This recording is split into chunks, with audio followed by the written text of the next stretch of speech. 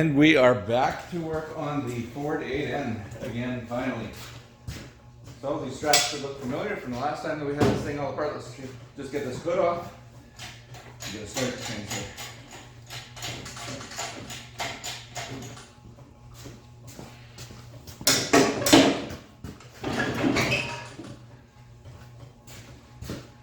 Now if I had a second person, I would use my left for this.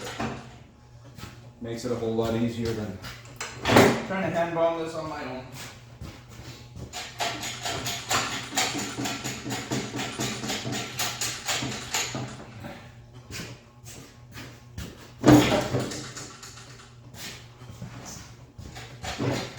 Okay, we're smarter, not harder.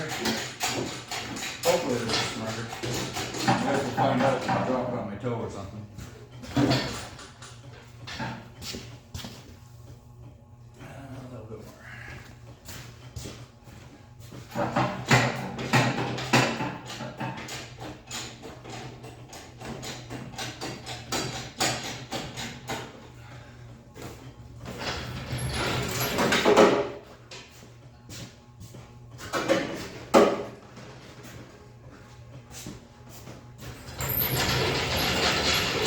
All right, for those of you who have been following the channel, this 8N will look familiar. We replaced the transmission earlier, well, actually later last year, earlier this year.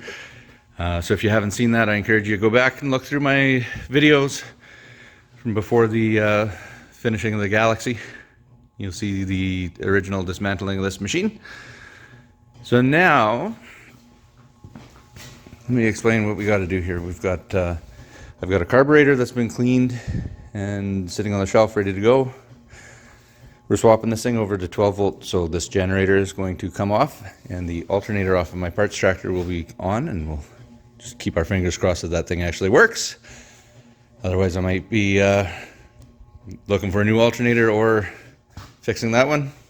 So a brand new wiring harness to go into this thing. Put that on. On this side, you see this big gaping hole. I'm going to put the starter on. I have two starters for this thing actually, so I'm going to try the one off the parts tractor because it's here. My other one is out at my parents' farm because we were working on his 9N, and I actually borrowed this thing's starter, so there is an extra starter floating around. But anyways, no further ado, let's get at it.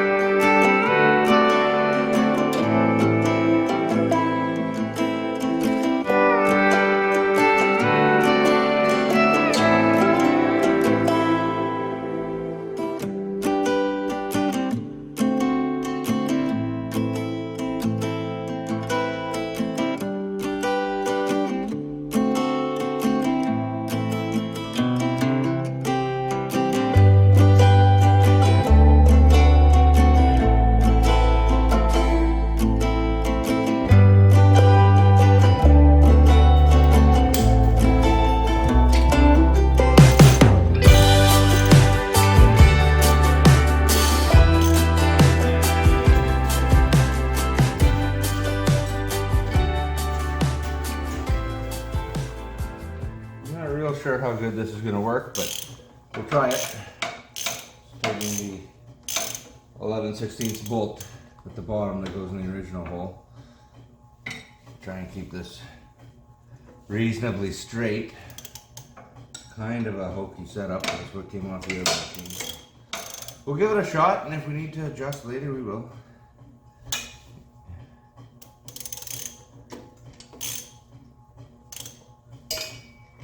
The big thing's keeping the pulley straight so the belt runs true.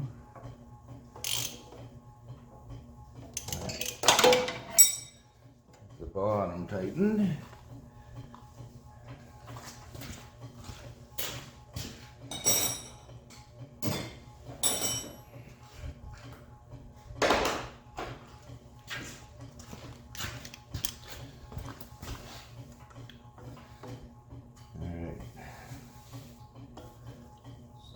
Top bolt and we'll see how things look.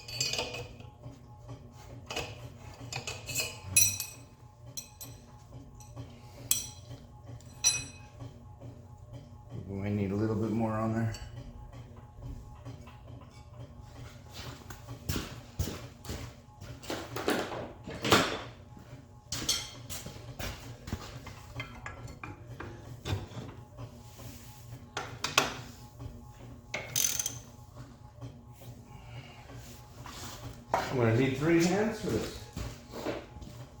One for the bar, one for the wrench, and one for the ratchet. Let's see what I can do here. I think that'll work. Yeah.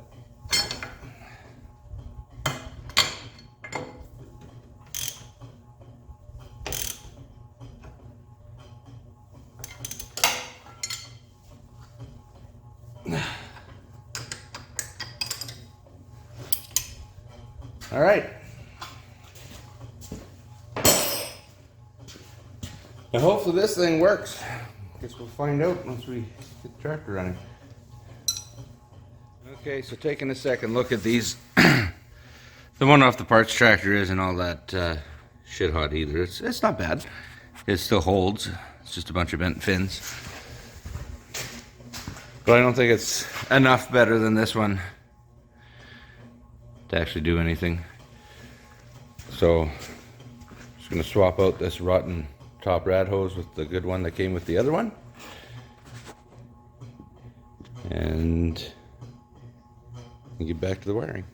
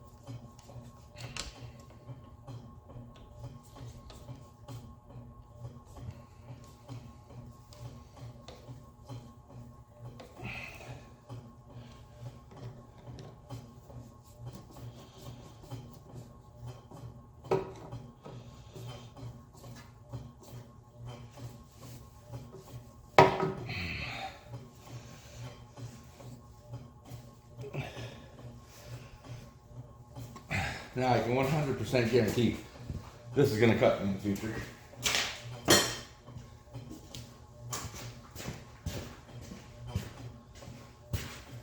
So it's going to have to go.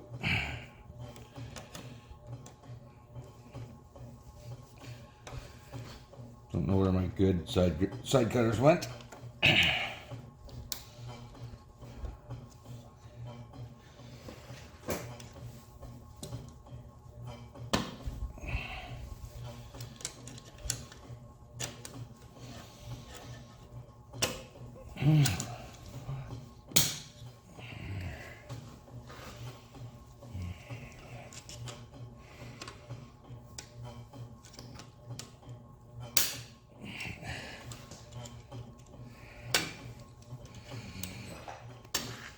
Now, since this has been sitting for a while, I think we're probably good to check the points and everything before we put this thing all together, and it's harder to get at. Right now they're kind of out in the open, so may as well take the opportunity. Well, they're a lot easier to get at than when the tractor's put together.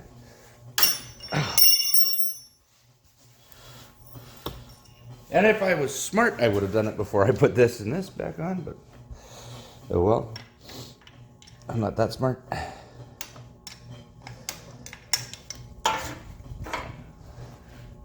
Said it before and I'll say it again. If you're looking for a professional, you better look somewhere else. It's just a hobby. It's for fun. I don't do everything right, especially not the first time. But I do figure it out eventually.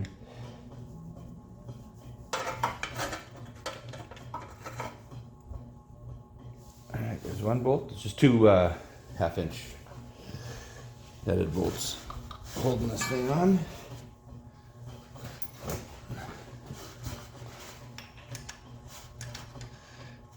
And you have to be mindful when you're taking it off which way the rotor is pointing, so that you can make sure that you put it back with it pointing in the same direction. Geez, I must have been Superman when I put this on last time. Ate my Wheaties that day. Oh, geez. I have to get a socket.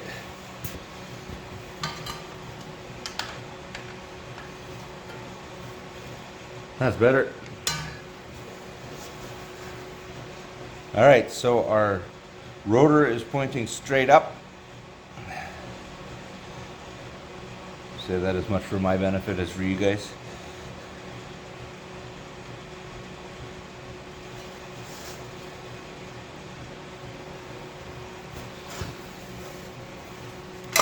There we go. All right, so here is your distributor. It's fairly simple. You got it can only go two ways when you put it back.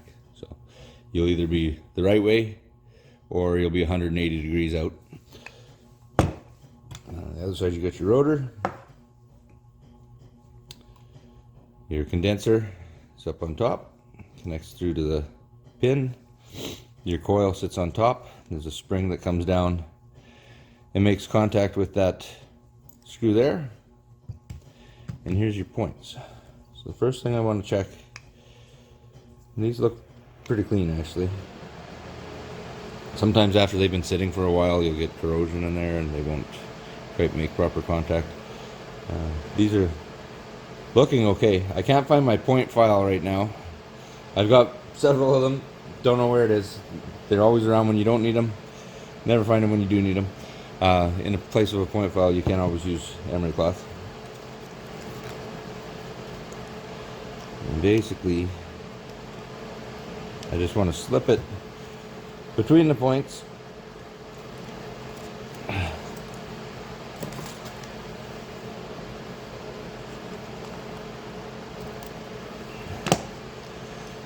Give it a real quick shine up. Usually doesn't take much. I think these ones were probably good before we started, but I'll do this for the demonstration anyways. It's not going to hurt anything. There we go.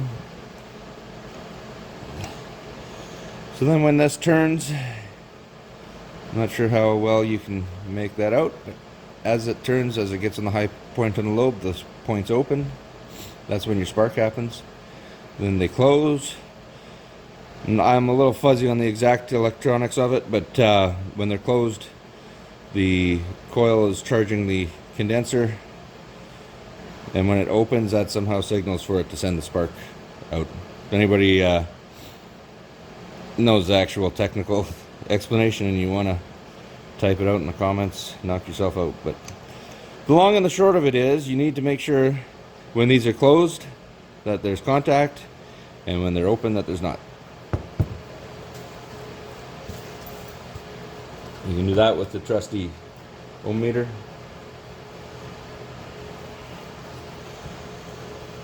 Oh, there we go. So I just like using the beep. I'm not sure if that's coming through on the video or not over top of the heater, but I can hear it.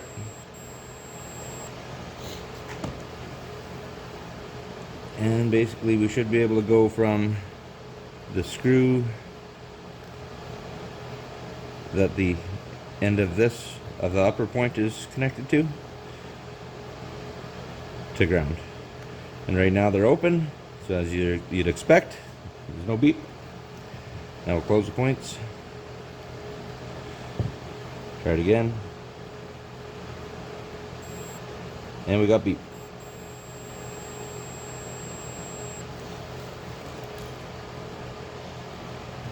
I'm not sure of any real reliable way to test a condenser. I'm sure there are ways. You can look them up on the internet. It's easy enough to replace if we need, but this one's reasonably new, so I just put these points condenser and rotor in, oh, would that be about 3 years ago, but the tractor hasn't really been used much since then. So yeah, there we are. So we can put this back on the tractor. So remember, our rotor was facing up, slots up. The only other way to fit in is that way. You'd be 180 degrees out. Really all of that would mean is you could theoretically just swap your spark plug wires around and put number 1 and number 3 spot, or however it would work out, but no, just better to keep it from factory same way that it came out. If you need to figure out, say you didn't take this off yourself, there's a whole procedure. You need to find top dead center on cylinder number 1, line this thing up with cylinder number 1, and then that's, yeah, but I'm sure somebody else has a video on how to do that. I don't need to cover it all. So anyways, I'll get this back on the tractor and we'll keep adding parts.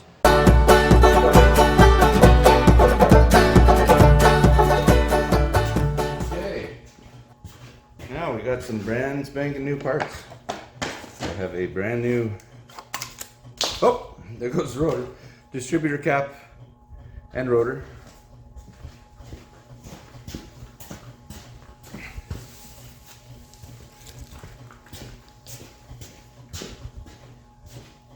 Actually, I forgot that it came with a rotor, so I may as well swap it and keep everything brand new. And then, I was lucky enough to find a 12-volt coil. Check out the price tag.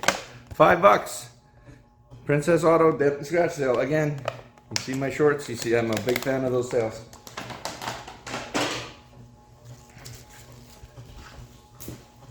So since we have a brand new rotor, let's use it.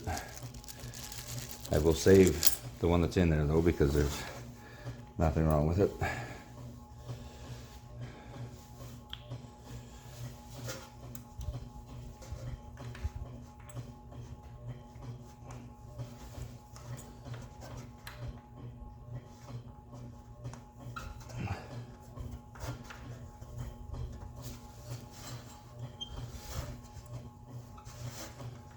Okay, now distributor cap just clips on. Not sure how well it shows up in the video, but there's 2 clips on the sides. They clip onto there, just like any other distributor, just in an awkward spot.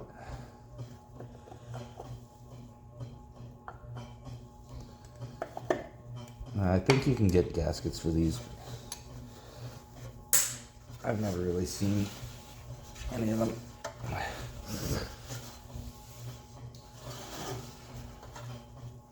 Oh.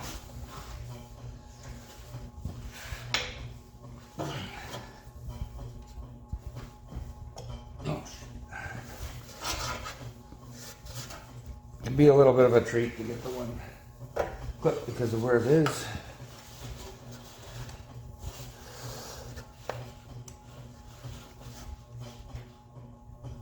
Ah, there we go. And the one thing that I forgot to do, of course, while I had that apart, was gap the points. I'm not going to take it back off because I'm sure it's fine. It looked like it might have had a little bit of a large gap, but whatever. I'll deal with that later if it ends up being a problem. But yeah, a smart person would gap the points when they have it apart. Thankfully, we don't have that problem here.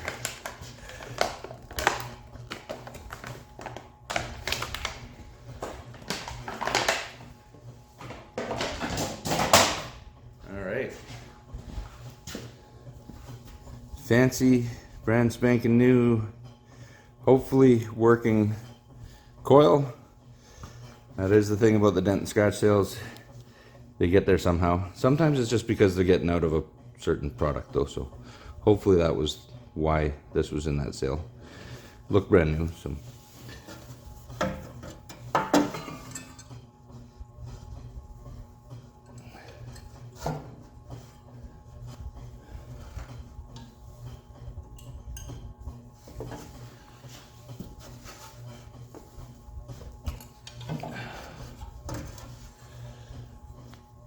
One other contact point to point out, this is what actually comes down in contact with the distributor cap, which goes down to the rotor.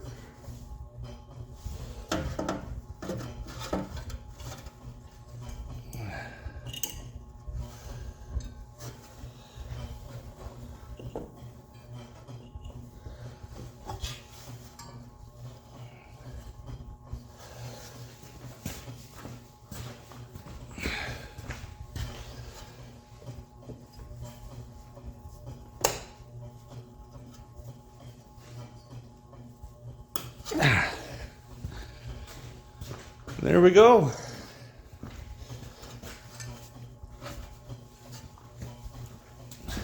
All right, so next step with these is figuring out which wire goes to which hole on the distributor. This always confuses me. Just gonna go check the wiring diagram and I'll be right back. Okay, according to the internet, firing order is 1, 2, 4, 3. Number 1 is the top. Would that be the passenger side? Right side of the tractor? So we'll start there. We'll go top left, or top one will be 1, bottom's 2, bottom on the other side's 4, top is 3, with 1 being at the front of the engine. So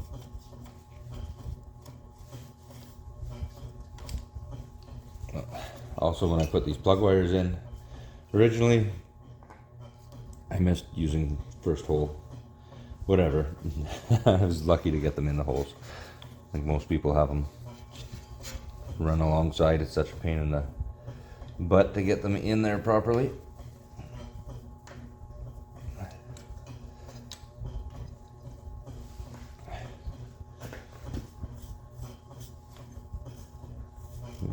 This must be 2.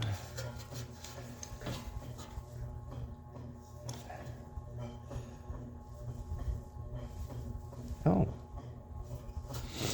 Well, isn't that interesting? There's no end on that plug wire. I think I have some extras. I'm glad I noticed that. That could have caused problems. Alright, so these generic spark plug wires that you get at a PV Mart, they come, you put your own ends on them. Basically, it just stabs into the copper on the end.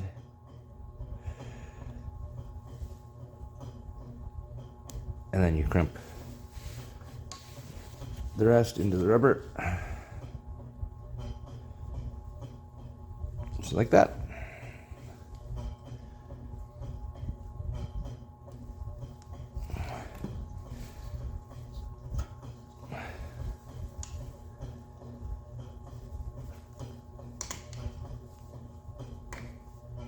There, I'm sure that'll make much better contact than just having the little nub of copper sticking out of the wire.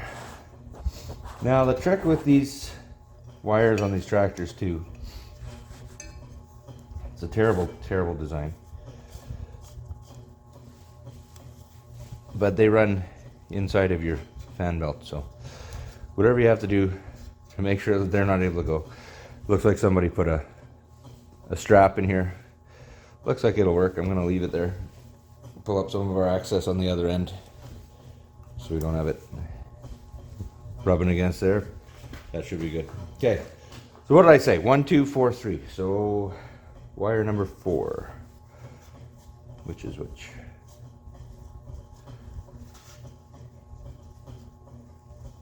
Okay, so this one's our number 4.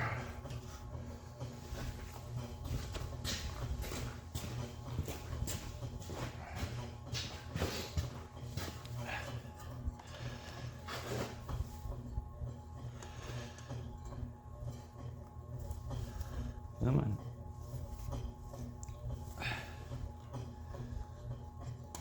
Let's check it. It's got an end on the wire. Good.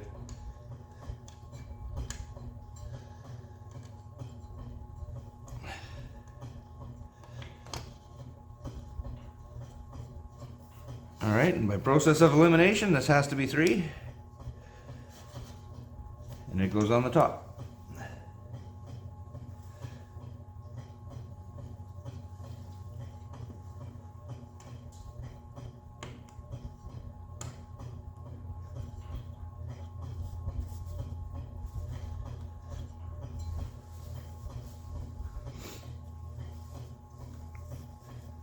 That side is a little less susceptible. You make sure that you're not rubbing on your crankshaft pulley, but at least it's a little further away from the belt.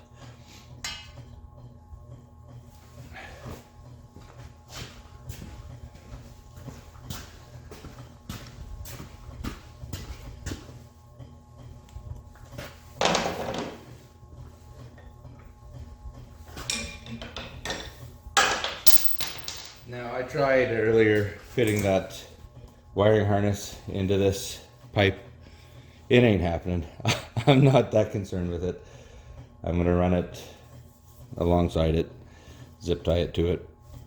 I know perfectionists, you might not like it, but I'm no perfectionist, so let's grab our harness.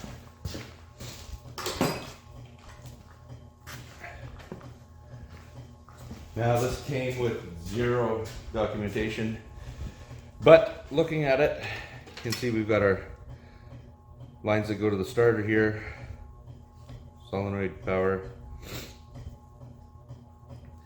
can see on this end it makes sense, this would be behind, that goes to the coil, the rest going to previously the generator, now to the alternator. I have to figure out exactly what we need to hook up there, but we'll get it figured out. And then on the other end, everything comes up to your dash. We'll figure that out. I'm hungry, I'm gonna go and have lunch, then I'm headed out to the farm. I think that's probably the end of this video. So yeah, next time we'll actually get to hook up some wires, maybe throw the starter back in the hole, and then we're probably onto the carburetor and see if we can turn this thing over and get to fire. So stay tuned. Thanks for watching. Like, subscribe, turn on your notifications, all that jazz. I'll see you in the next one.